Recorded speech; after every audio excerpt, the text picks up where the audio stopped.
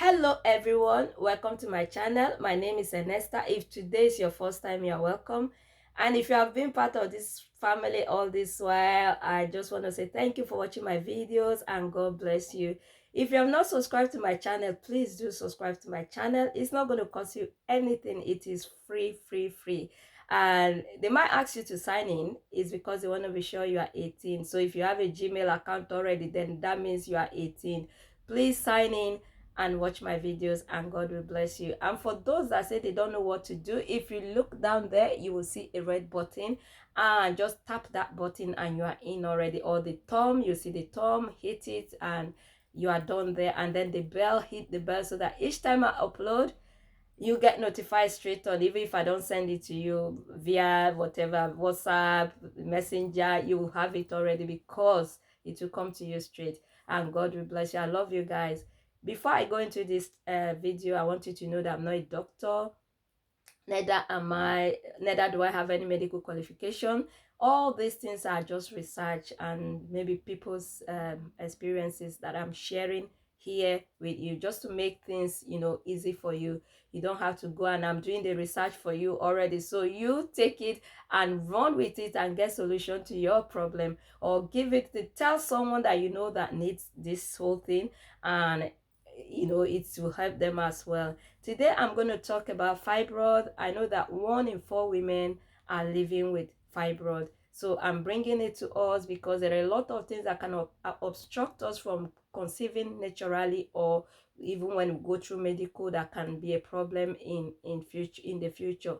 So I just want us to know and to know what to do before we go and if you go for treatment, they will tell you that your fibroid is there, and they will measure the fibroid, and if it is more than the centimeter, that they will ask you to go and take it out before you go. They'll tell you the risk. If it's private, they'll tell you the risk. If you go ahead, what it will be. I know some is, if they tell you the risk might happen and it might not happen, but sometimes you will struggle to get through to full-time, carrying your pregnancy to full-time. So I am bringing it now so that you know that there are things you should check before you go further, or there are things you should check even when you are trying naturally as well. If your fibroid is bigger than some centimeter, they might advise you to kind of take it out. I will tell you the symptom, and if you know you've been told you have it before, check the risk before you go further. Or if they've told you it might be, there is chances that is what is causing you or stopping you from conceiving, please don't be afraid, go and do it. There are treatments these days that you can do under a day or two. You don't need operation anymore. If you need operation, they will tell you there's one that you do operation and they take it out. That is if it's one. And there's another one, they kind of inject some things into the fibroid, and they kill the cell, and that the fibroid just wither, just shrink there. And there's another one that is send the sound waves or something into it, and that one kind of burn it off as well. So they have different way they treat these things these days, so you don't have to be afraid. I'm going to talk about them all here, but I want you to know that there's a solution. Don't go and be silent. I tell you, for those who are living with it as health issue, I'm not talking of those that you don't have symptoms, you don't have any complication because of it. Your case is kind of okay, but if you are not conceiving, check it out. If it is fibroid, please go and do it. You don't need, even the one the operation one, within how many weeks you are up and doing. It will take few weeks from you, but you are up and doing. But with all these ones, you are up and doing immediately, so it's not going to stop you from anything. So please, I know in those days with fibroid, people go through it in those days and they kind of don't make it out, and that has made people scared a lot not to go, and they rather live with it like that. No, you don't have to. These days things are kind of clearer, and there are a lot of good equipment and knowledge as well in the doctors, and God has given them the knowledge to be able to go around it and in a good way. In all put it in God's hand as you go, God's hands as you go, and God will guide you and protect you, and everything will go well.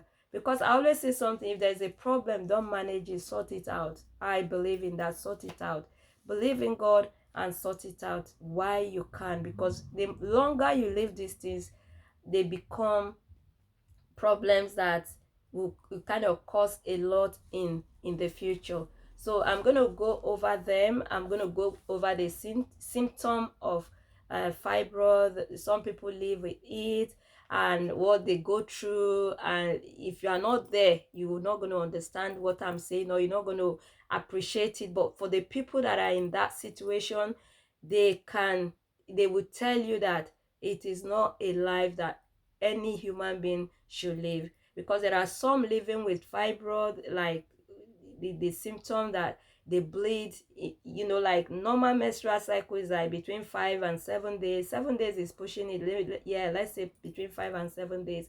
But these ones, they go for 14 days bleeding. And when I mean bleeding, I'm not talking of bleeding lightly. They go to the toilet, it's like you know, liver dropping out of them, thick blood, like liver dropping out of them. And you can imagine, if they go like that for 10 days, what will be left in them?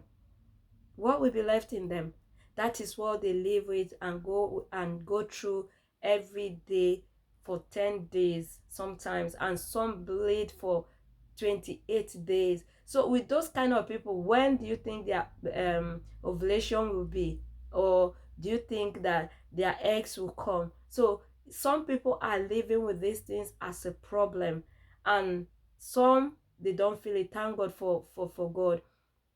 And some, when they see their messes, they will be rolling on the ground. For if it is that 7 days, they will be shouting and crying, stomach cramp and pain and anything. There's nothing they take that will kind of easy. So they dread the day their messes will come. So they don't look forward to having the messes at all. So there are some living with it like that. And then there are some as well, there are some, their menses will not be regular.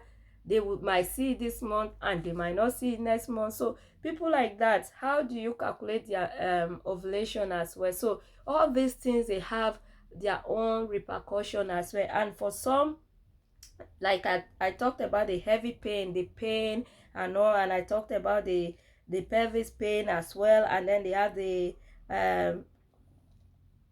increase in urine, like urinating all the time. They, you know, that is another symptom of it.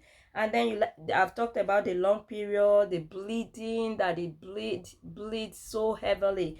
I've talked about that one. And some of them are anemic. You know what it is to be anemic?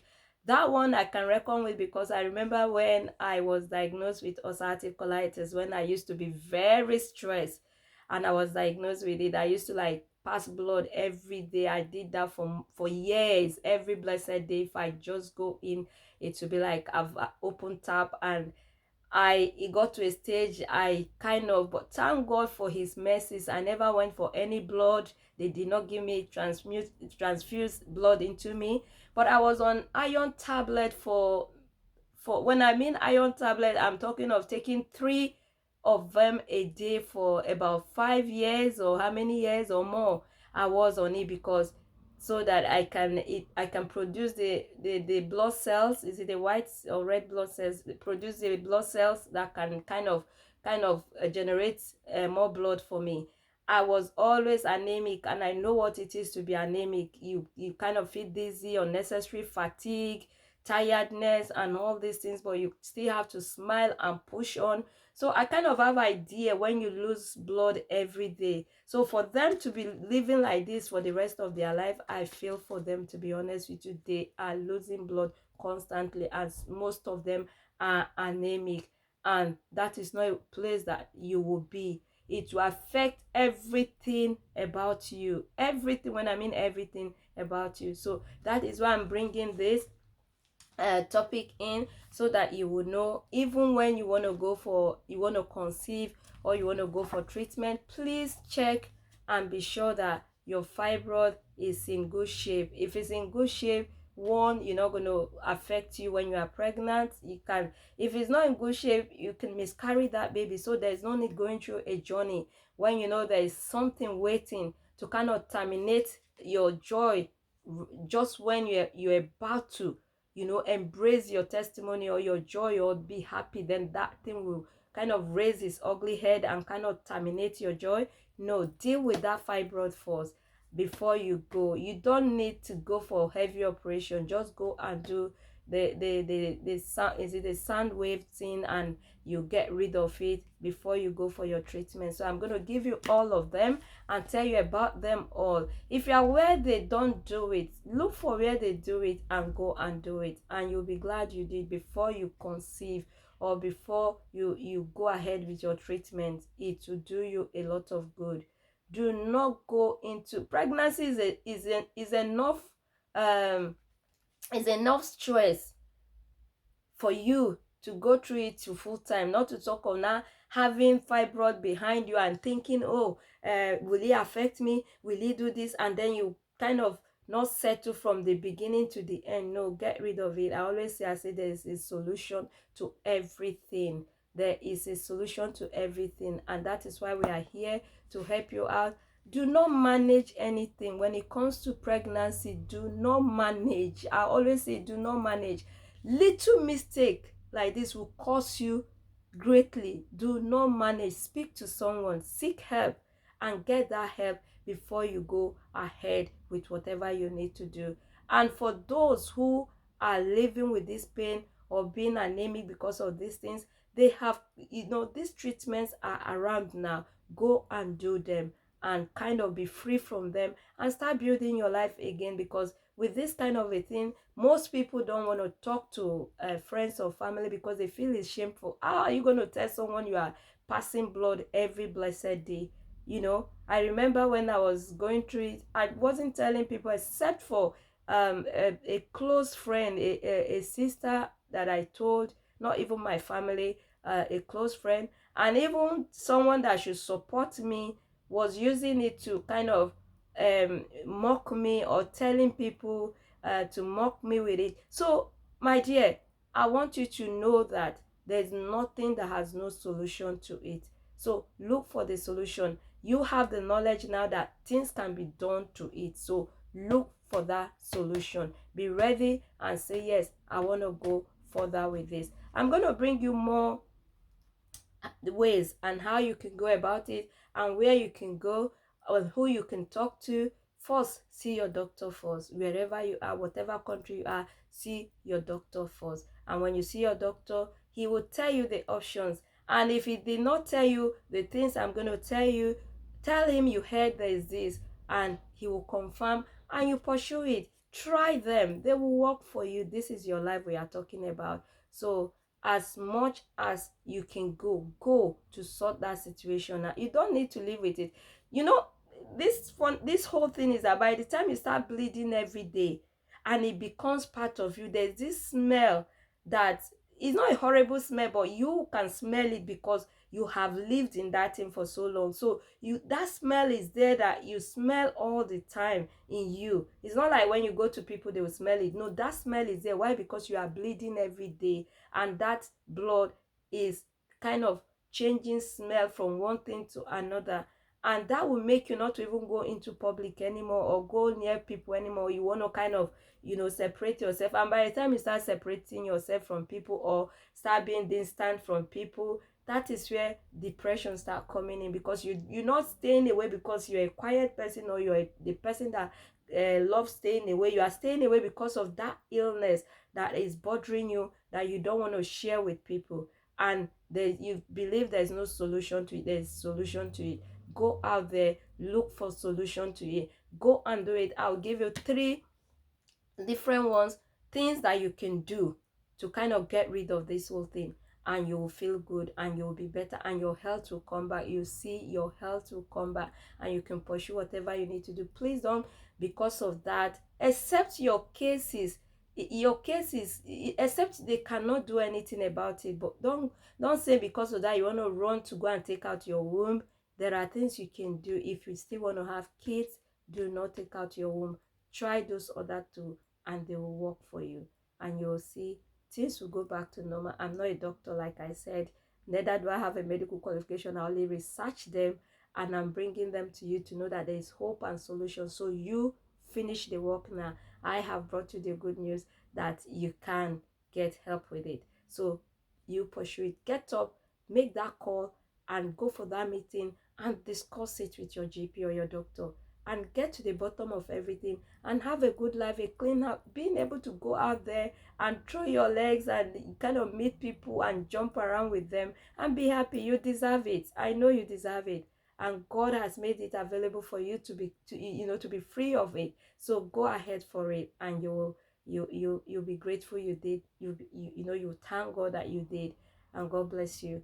I'll bring you the next one, and then we're going to talk about the different types that are there and where you can go for those helps. And and kind of, if it's going to cost you, like I always say, there are people who are willing to help you out. You just kind of ask for help, and you will get one by God's grace. We don't have money to give you, but we can get you people that will help you out. We can connect you with people that can, kind of go further with you. That is all we can do for now, pending when we start to kind of have to give to you as well. So remain blessed, and I'll see you in my next video, hopefully tomorrow by God's grace. Bye.